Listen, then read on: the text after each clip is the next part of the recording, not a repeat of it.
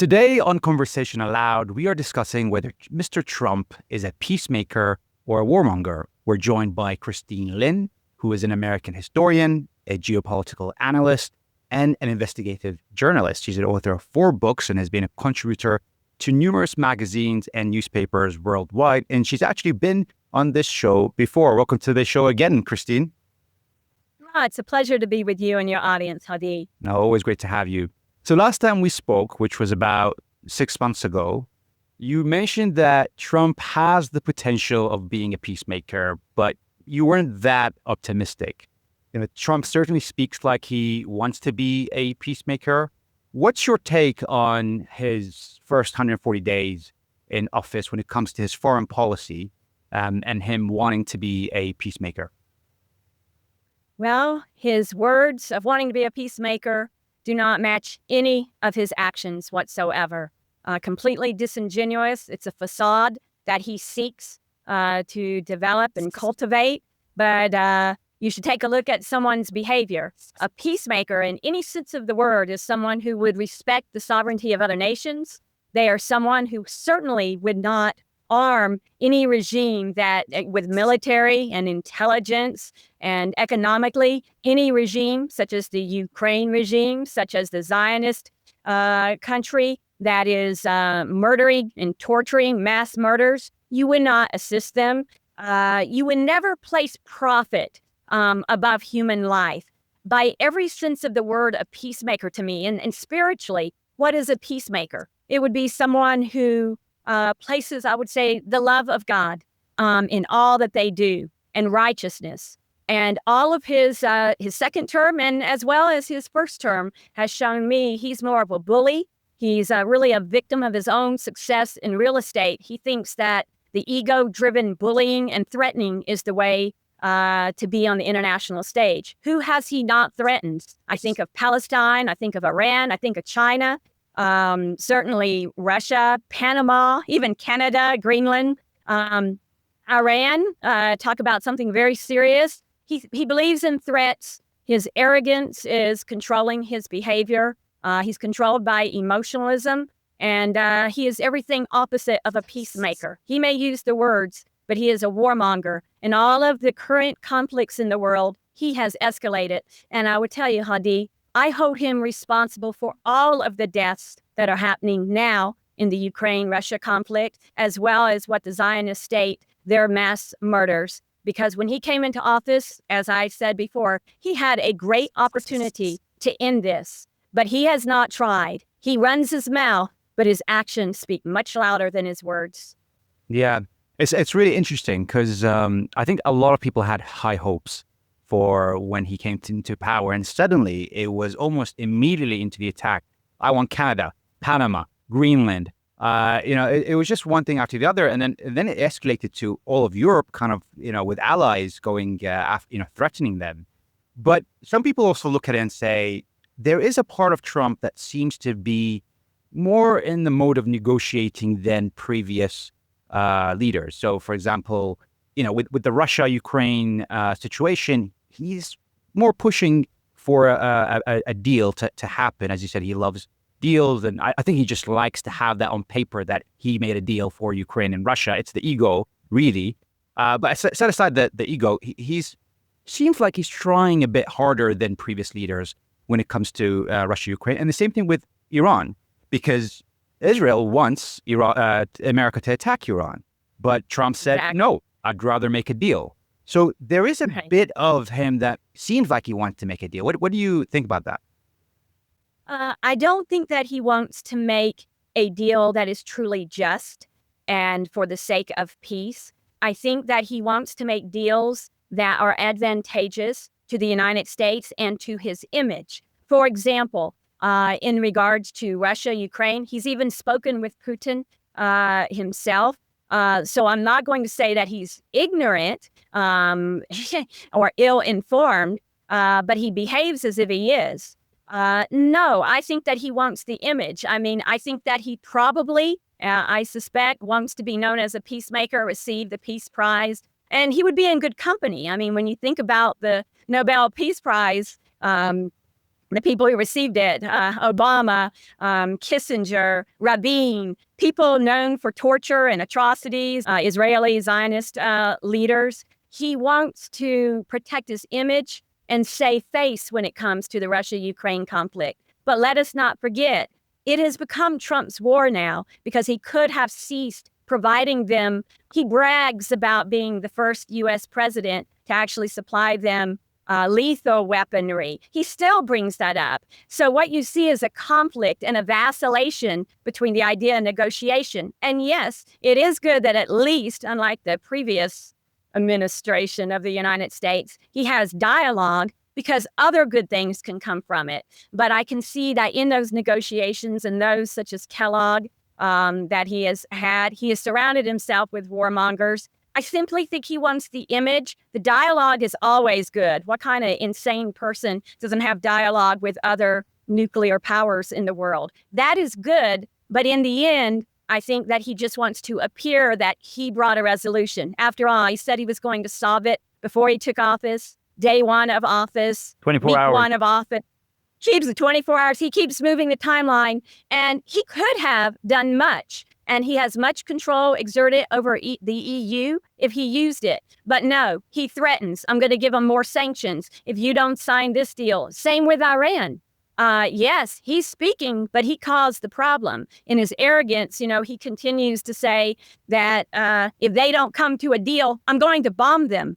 Well, how insane for the world, spiritually insane, evil it is to talk about bombing their nuclear facilities, all because they don't come and deal with him. He's the one who broke the original anyhow. So no, I think it's more about his image. And with many Americans, frankly, Hadi, that is all it takes. They care about the wrappings, the image, not actually the reality of it. So yes, dialogue is good, but he's proven himself to be disingenuous with the Russians. And with Iran, he vacillates between let's talk and let me threaten you. Again, not a peacemaker. Yeah, talking about the reality, do you think Trump genuinely understands Russia and Putin? Because he recently said on his Truth Social post that something's happened to Putin. He's gone crazy, needlessly killing a lot of people. I'm sure you've seen that post. So does he understand Russia? Does he understand Putin?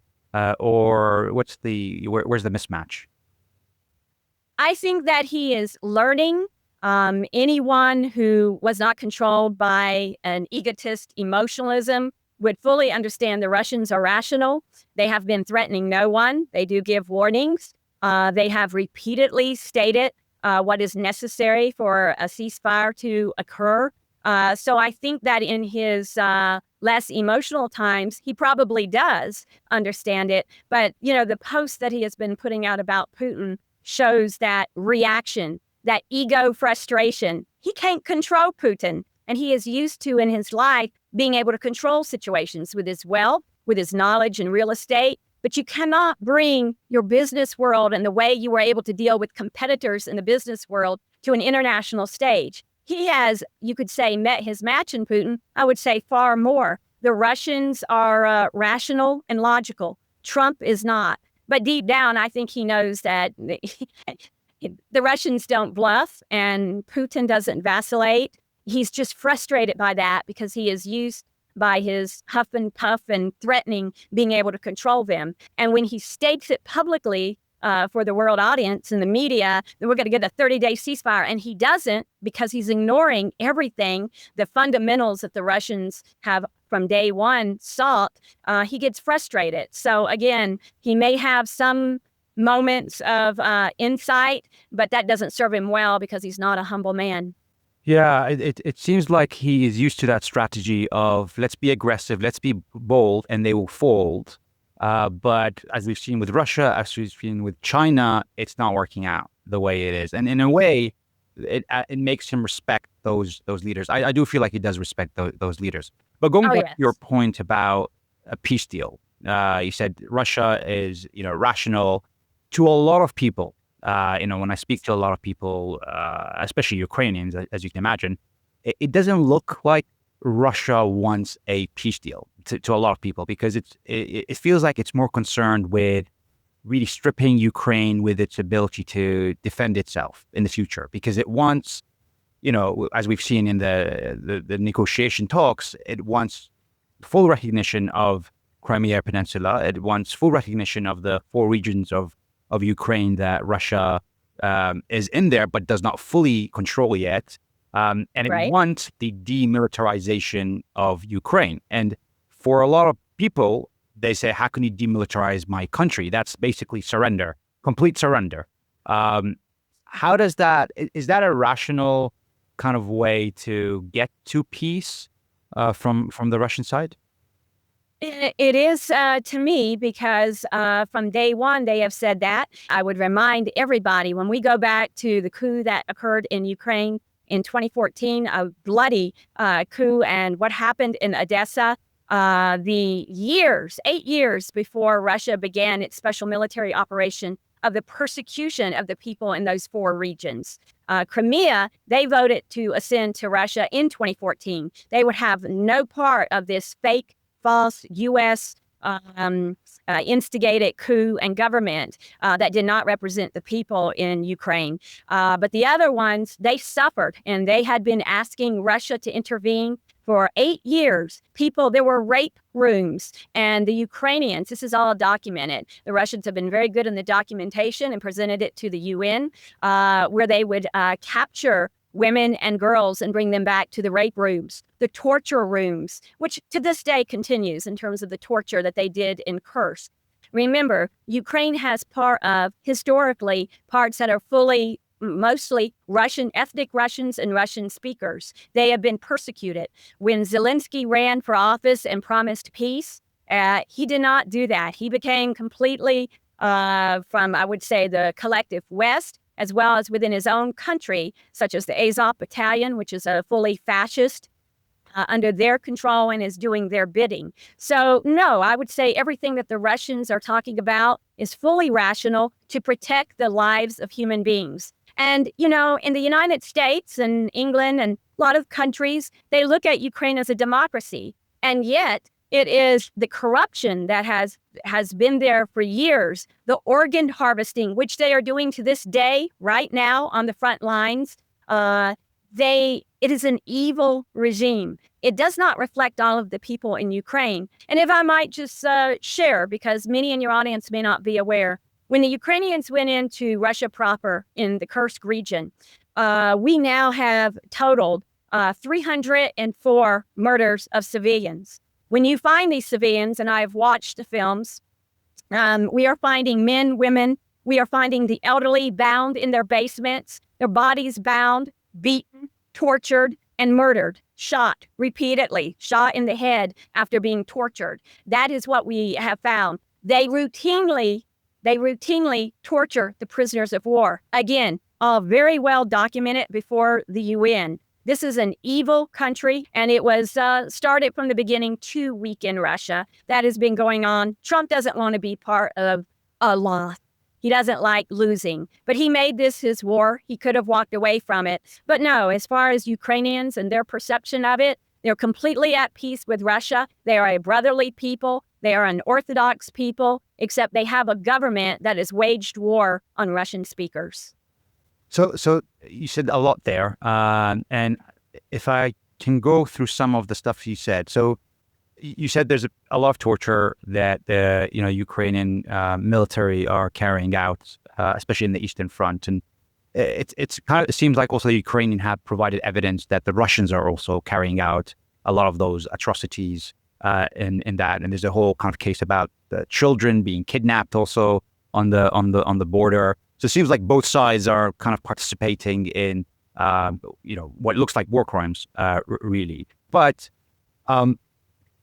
it seems like there isn't a line where Russia will kind of stop, because some people will say, it started with Crimea, now it's the eastern, Donbass area, and where does it kind of reach? Because if you're going to demilitarize a country, and you're going to allow another country to acquire the land that acquired through military operations, why would Ukraine accept this? Well, they either accept it or else the Russians will continue militarily. The Russians have repeatedly offered peace deals. We go back to Minsk I and Minsk II, in which Merkel and the French president, also Germany, guaranteed, and they failed completely in terms of the protection of the Russian people in those 4 areas that we are discussing. Russia never needed to acquire more land or wanted to acquire more land, but they did want to protect the people there, and they also wanted to stop NATO's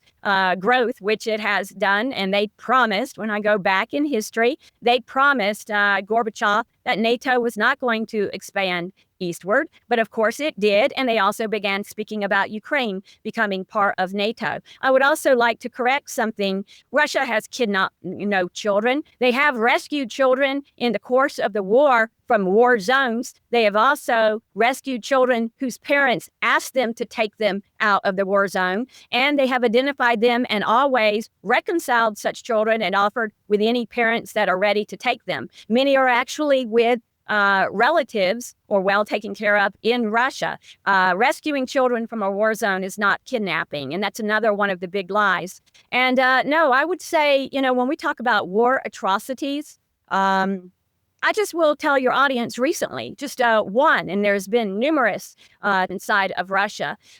Recently, the Ukrainians, as they routinely do now, almost daily, every other day, target civilians. They target the grocery stores. They target civilian cars with families in them. And recently, they targeted, again, and I hold Trump responsible for all of this, they targeted a civilian train heading to Moscow filled with families for the summer vacation and holidays by exploding a bridge above it. And I remember I was watching it live, the filming that was coming from it, the baby screaming, the children being rescued, targeting of civilians. Hundreds were on that train, and they were targeted. The civilians who do die in Ukraine is simply because Ukraine, in its attempt to defend its military installations that are placed within civilian areas, when they hit them and they explode and in the air, then that debris falls and may hit civilians. But the targets are precise. Russia is precise targeting. If they wanted to kill civilians, they could. They're not like the United States or the Zionist state. Yeah, it seems this war could end sooner if Russia wanted it to really end sooner, but there would be a lot. I disagree. At every point, Hadi, Russia has wanted this to end. And even in the March when they got together, just shortly thereafter, and then we have Boris Johnson coming there and making sure the deal that was agreed upon did not go through. Those in the UK, the English government, they didn't want it to end. The European Union doesn't want it to end. Zelensky doesn't want it to end. What kind of a leader, if you can call Zelensky that, tyrant is what he is, toward his own people. You take a look at how they go about getting soldiers to fight, taping people, and binding them to street signs so that people can mock them and spit on them. It is I don't know, anyone watching this, do a little research, maybe go to Telegram, turn off your stupid 6 p.m. news where they want to indoctrinate you more, and search out, and even Ukrainians who take the films, and they're risking their lives to share it with us, and see how they conscript people. They grab them off of the street, they beat them, they'll kill them, and send them to the front line. It's a losing battle. It is a completely lost. And no, I do not see in any way that Russia has ever wanted to acquire land. They did everything repeatedly, even after this began, to come to peace. They were repeatedly lied to. The British didn't want it to end. What kind of leader, that's where I digressed, if you call Zelensky a leader, that's where I digressed, passes a law that no one in the Ukrainian government can even negotiate with the leader of the Russian Federation. It's crazy. No, he needs to keep it going. Otherwise, he knows what would happen to him in his own country. Once people see the big grift, the money that he and his repertoire all around him have made, no, it's... There's no question, there's no question about the corruption. But just on that, do you not see how if a country doesn't have any military, it ceases to be a country, really, because it cannot defend. So even if Zelensky goes and a new leadership comes that wants better relationships, but it still cannot defend itself versus anyone, Right. like not even just Russia, versus anyone. How can any Right. Ukrainian accept that? I would say in terms of the demilitarization, it is with this government currently and the intake of weapons from NATO. And that is really what the Russians have focused upon. They would probably still have a force. When I have read the papers for their own, which they've always respected, even going back to the Soviet Union, the different republics, they may have their own small military force, but nothing capable of attacking Russia. And a very simple demand, really, that you not join NATO and NATO weapons do not come into Ukraine. That is what Ukraine doesn't want to give up, because that is where they're making their money and their potential. And it's what the United States had always wanted. But now they see they took on someone that is more powerful than they. It's sad. It truly is a proxy war of the United States against Russia. That's what it is. Had nothing to do with the Ukrainian people, but they are the ones suffering. Trump doesn't care about human life at all. What you're saying to me, Hadi, reminds me of when Trump talks about all of the men that are dying, Ukrainians and Russian. What does he care about it? He continues, and he has, to give them, and as you said, make a deal with giving them the weapons, not giving them the weapons. If he cared about peace, he could stop this right now, and Russia would stop right then with those the protection of those 4 areas and Crimea. So I see it as quite rational that you do have to demilitarize in the degree that you cannot aggress against Russian people any longer. I think it all comes down to trust. How can the Ukrainians trust this group that just kind of acquired a lot of their land? And then from the other side, to your point, how can the Russians trust that no one would attack them or kind of NATO for it to expand? So it comes down to trusting from both sides, but it's kind of the peace plan that I feel Russia is putting forward is tilting all the power towards Russia and decapitating Ukraine completely. And it needs to be done that way. Yeah, It needs to be that way. it's just that for a lot of Ukrainians, it's very hard to kind of accept such a deal. Even though the problem is, if they don't accept such a deal, Russia It's going to get push forward more and more and more because right. time is in Russia's side in terms of personnel, in terms of military equipment, in terms of capability. So it's only going to be worse and worse and worse for Ukraine. But at the same time, Ukraine wants to have some kind of independence. And it's very hard to have one without military capability. And I think that's the problem that we're facing right now. Ukraine has no independence. It had no independence. It has allowed the United States, the collective West, to control it for many years, and that is where the problem came from. If they truly wanted independence, they would not be making war with Russia. Their government is doing this with much support from Western Ukraine. Western Ukrainians are actually raised to hate Russians. Let me inform you of what is going on throughout Ukraine. There are poster boards that you can see posted up on the sides when you're walking on a sidewalk that you hold your babies up and you ink, with some type of little ink coloration, their foot and their handprints, and you put it up there, signing your baby to a big slogan that I will grow up to kill Russians. Now, that is what we're talking about in the civilians in much of Western Ukraine. They are raised. I have seen their children perform songs about, and we're talking beautiful little children, 7, 8, 9, and 10, singing songs about the glory of murdering Russians.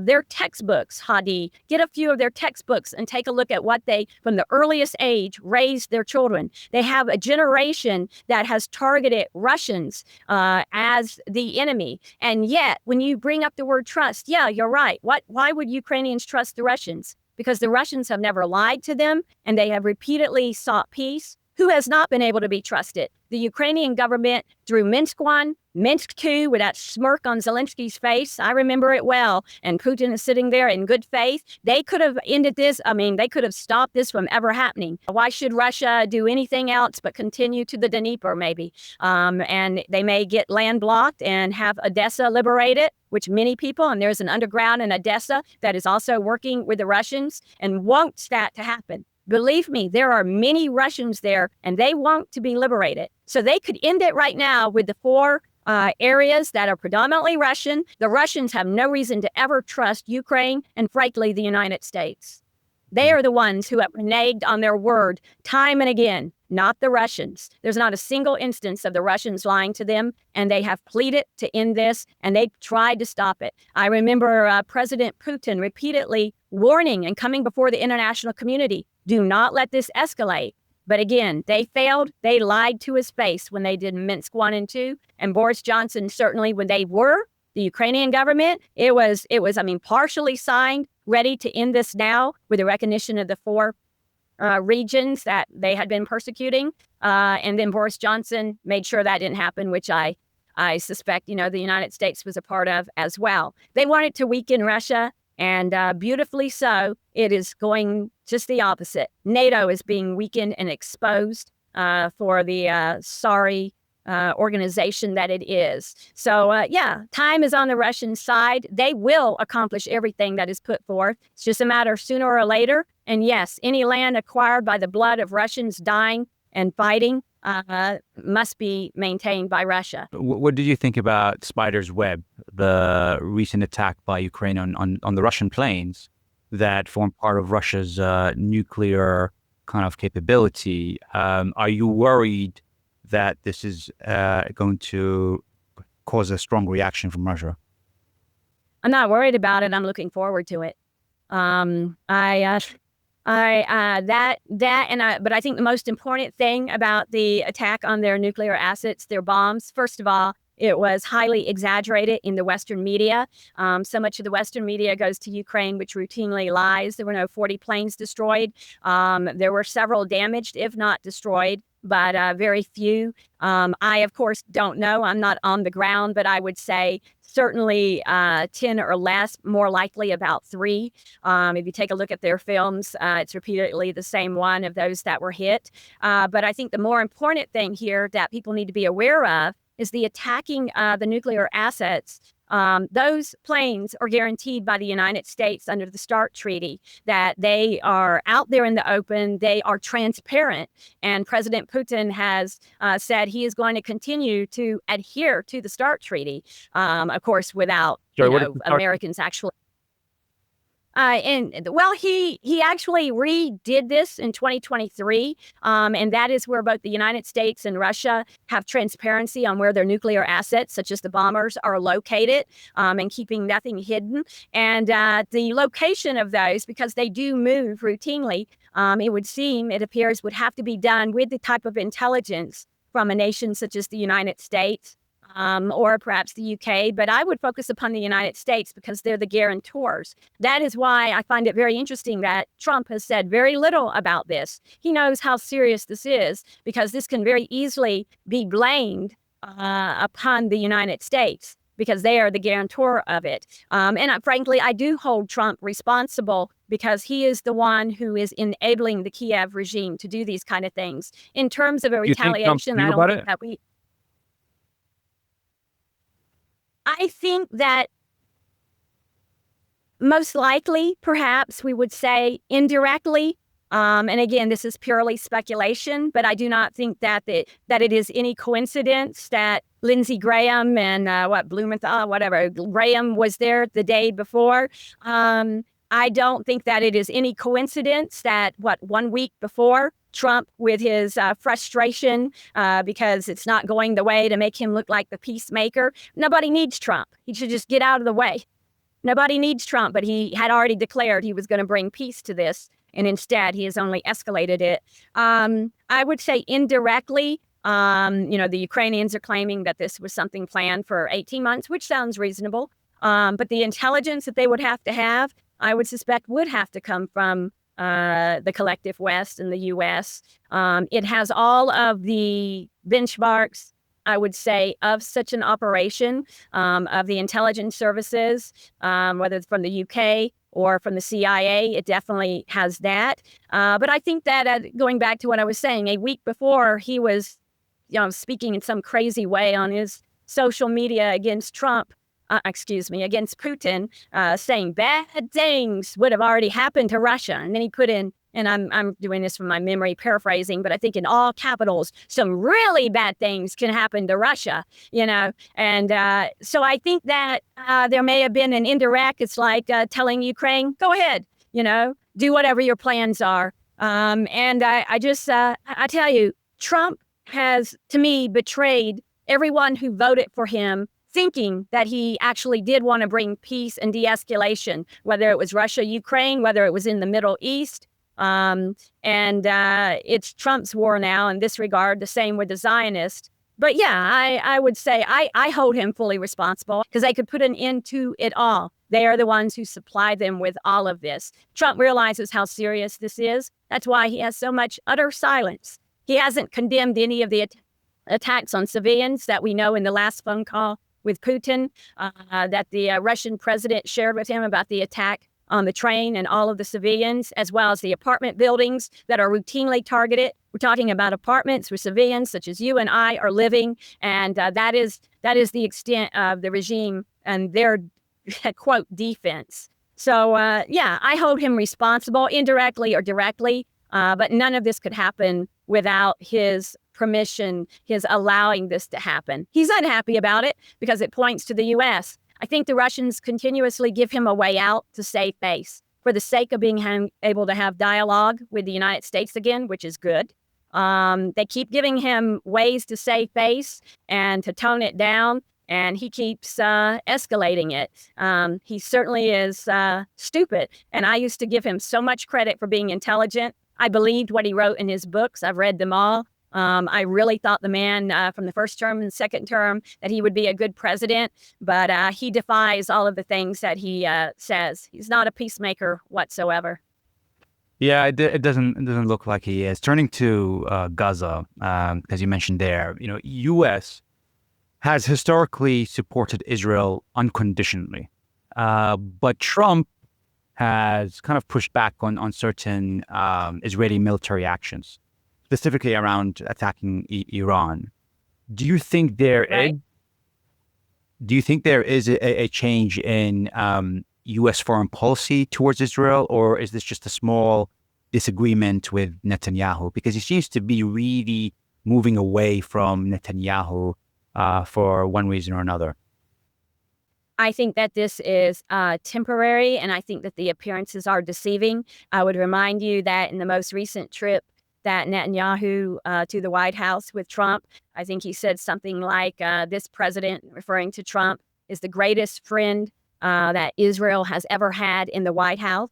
I would also say that all of the mass murder and the starvation that is occurring now is completely okay with Trump. He's the one who likes to joke and share a meme with whether he made it or not. They're sharing it with a picture of him as a gold statue and the development of Gaza. Again, the human life and suffering. I think I remember him speaking so crassly about the development. And of course, Netanyahu smirking and agreeing with it, that this could be developed into what the Riviera of the Middle East, I think is what Trump called it.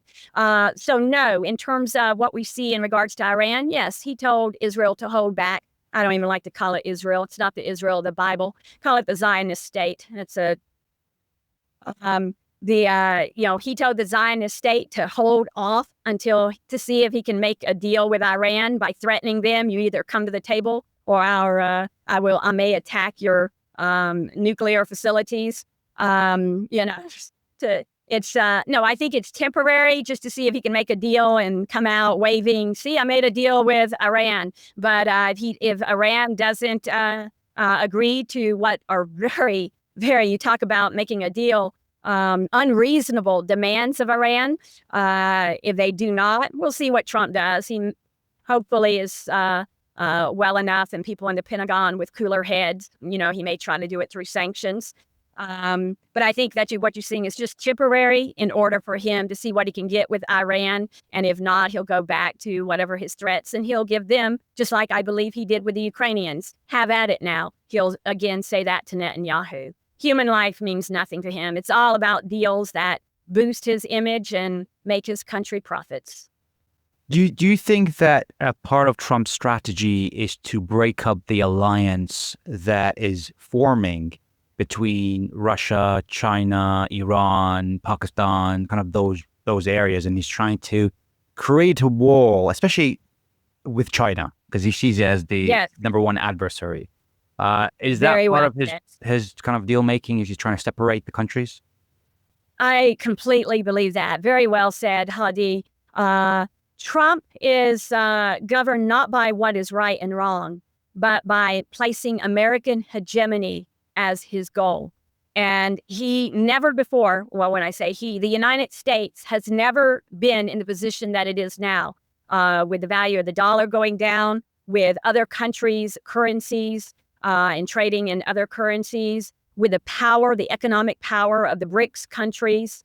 And when you take a look at the alliance between friendly relations, again, respect for each other's sovereignty and making deals on a friendly basis, a cooperative basis between Russia and China and Iran. Yes, he sees that power being combined as a threat, but none of them are militarily, China is certainly not militarily threatening the United States. The fact is, nobody is threatening the United States. What he has hundreds of trillions of dollars increasing the quote defense budget. The United States does not have a defense budget. It has an offense budget. So yes, he does not like to see his country losing ground. And when I say losing ground, not because there's any threat to them militarily, but economically, that hegemony and that ability to coercively control all of its vassal states, where we're finding nations around the world are learning, including Africa and South America, that are learning that they do not no longer have to be under the imperialist control of the United States. That's what he's threatened by. There is no actual military threat, but economically, instead of choosing cooperation like the BRICS nations and doing free trade, doing trade and making deals, if he's a deal maker, focus on your America first. That would be great if he actually did it. But he believes that threatening and bullying other nations is the way to go instead of cooperating. And again, that's what I said. He's a product of his own success, and it's hurting him to bring that type of approach to international communities where these countries are not weak. The United States is used to weaker countries that they can coerce and control and put their military bases. And again, they see, I would say Russia is leading the world and China is leading the world in terms of a multipolar world of cooperation and mutual respect. The United States doesn't like that. They want to be top dog. Yeah. And it's funny because, he wanted to kind of obviously break those countries, but it seems like he's speeding up the alliance actually, because what the U.S. is bringing right now is just so much uncertainty. I've never seen so much uncertainty from the U.S. that the dollar is falling, investors are saying, should we invest in the U.S. or not? Because we don't know what's going to happen tomorrow. It's an advantage obviously that Trump has that no one can predict what he's going to do next, but also it's a disadvantage for a lot of businesses and investors and leaders, because if you're a business owner, you want certainty, you want stability to be able to invest in the US and have a strong relationship. But if you can't trust Trump, or you believe Trump just says something and does something else, then it's just chaos. And it's kind of pushing a lot of countries to actually work together away from the US, rely less on the US. And he's actually speeding that process up. It's crazy to see. It is. It's for all of his talk about building and strengthening the United States, and of course domestically, the favorable policies that he has that many voted for him for, he is implementing. But on the international policy, which is far more dangerous, and in the end can threaten Americans themselves far more, he is only escalating and causing, as you said very well, this chaos. However, it's very simple. If the man at all began to look at this rationally and humbly, all he needs to do is stop making American hegemony and the goal of weakening Russia and ultimately taking Russia and dividing Russia, which has been the stated goal of the United States government and its plan for decades, would be to simply renounce that. Same with the Zionist state, to completely stop funding Netanyahu, selling him more and more weapons that are used to murder civilians, But again, as I said, he doesn't care about human life. He thinks this is the way, ironically, as you very well stated, that's going to build the United States. And instead, the United States is going to suffer. And the kind of suffering that is coming to the United States because of these policies, you can begin to imagine from the maximum escalation and anything less. He's making enemies all over the world while everybody else is cooperating together. Iran. I mean, it's pathetic. And I'd have to say, after the last administration, how could you have a more ill-informed? But I get the impression, and again, it completely destroys the illusion I had about Trump. It's showing how shallow. Just the other day, he was speaking about, because he had no control, he's not going to get his little peace deal he can sign his name to. He's like, well, we just have to leave them, talking about Russia and Ukraine, as children fighting and let them fight it out. What a stupid thing to say about human life. When he is the one who has allowed it to continue. It's disappointing, the way he's taking this. What's your view on Trump's Golden Dome? His proposed space-based missile defense system, which is obviously designed to protect the United States.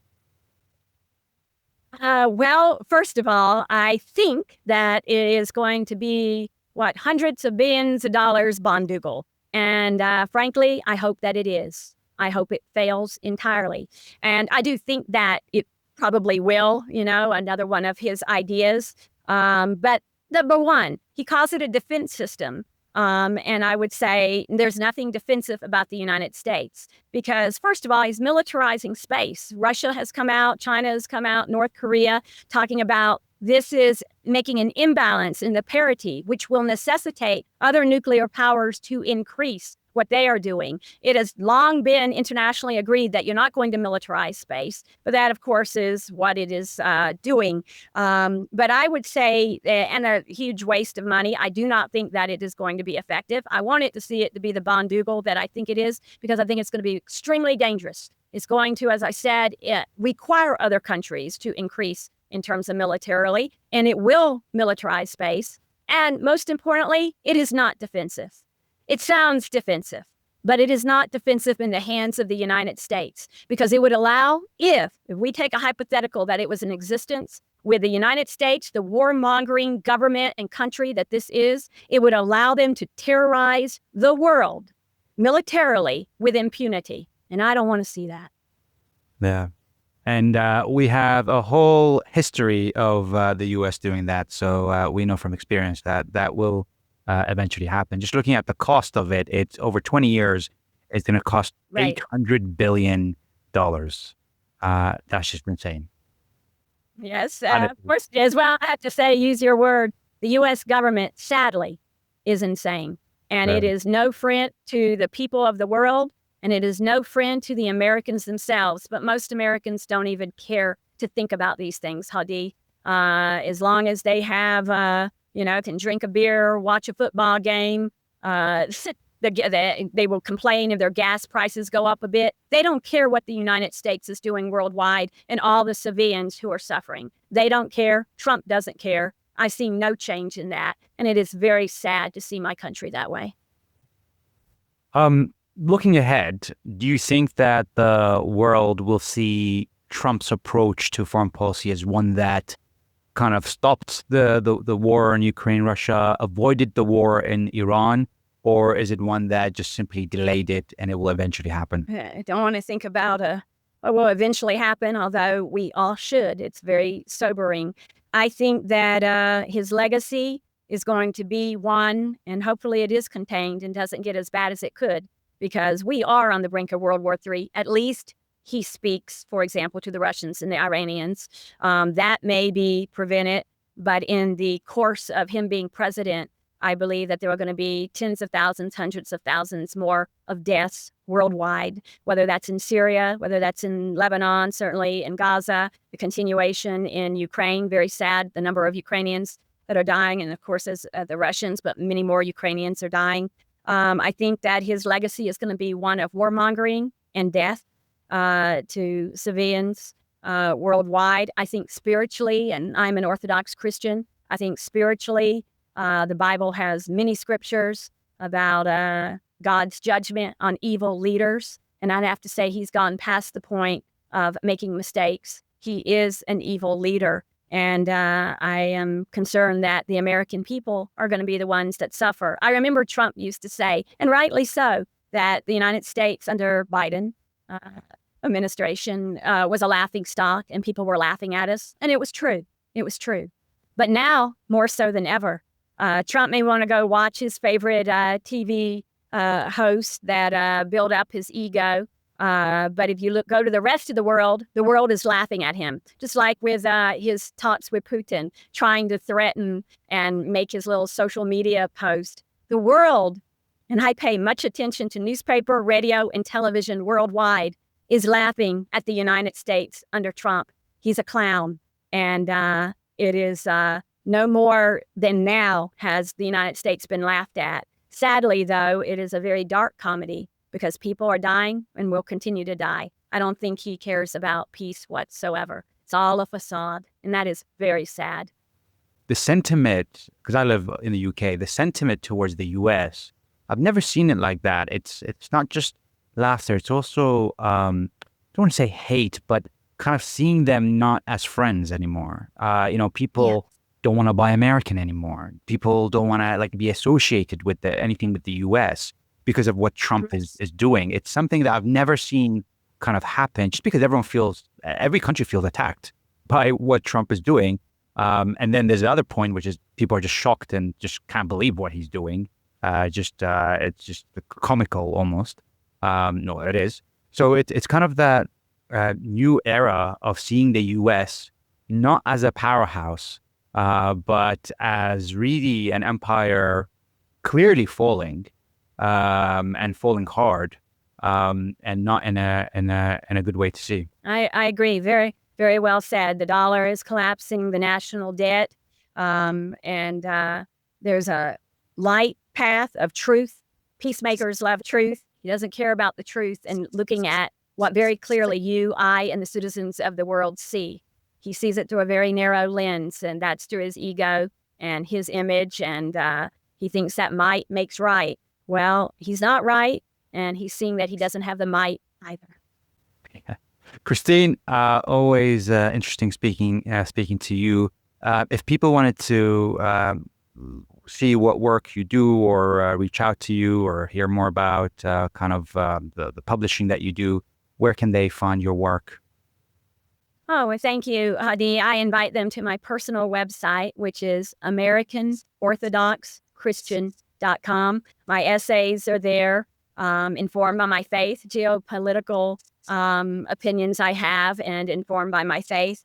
And they can sign up to be notified when I put new material up there, and they can contact me through my website, AmericanOrthodoxChristian.com. It has been a pleasure talking with you and your audience. Thank you for being a man that lets such conversations be out there for the world audience. We need more of this. We need this kind of dialogue.